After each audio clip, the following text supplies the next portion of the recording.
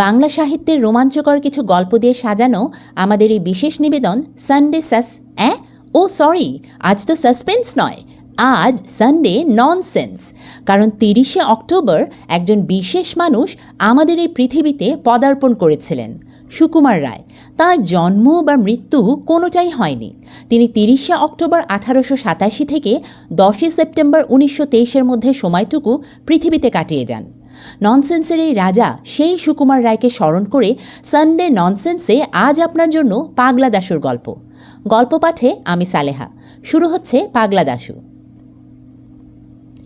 আমাদের স্কুলে যত ছাত্র, তার মধ্যে এমন কেউই ছিল না যে পাগলা দাশুকে না চেনে। যে লোক আর কাউকে জানে না, সেও সকলের আগে পাগলা দাশুকে চিনে নেয়।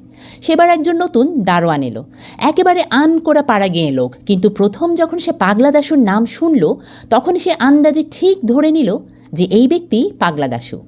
কারণ তার মুখের চেহারায়, কথাবার্তায়, চলনে বলনে বোঝা যেত যে তার মাথায় একটু ছিট আছে। তার চোখ দুটো গোল গোল, কান দুটো অনাবশ্যক রকমের বড়, মাথায় এক বস্তা ঝাঁকড়া চুল। চেহারাটা দেখলেই মনে হতো ক্ষীণ দেহ খর্বকায়, মুন্ড তাহে ভারী, যশোরের কই যেন নরমূর্তিধারী। তো সে যখন তাড়াতাড়ি চলে অথবা ব্যস্ত হয়ে কথা বলে, তখন তার হাত পা ছোড়ার ভঙ্গি দেখেই হঠাৎ কেন জানি চিংড়ি মাছের কথা মনে পড়ে।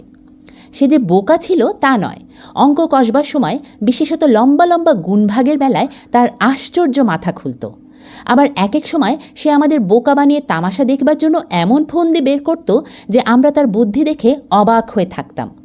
দাশু মানে দাশরথী যখন প্রথম আমাদের স্কুলে ভর্তি হয়, তখন জগবন্ধুকে আমাদের ক্লাসের ভালো ছেলে বলে জানত। সে পড়াশোনায় ভালো হলেও তার মতো অমন একটা হিংসুটে ভিজে বেড়াল আমরা আর দেখিনি।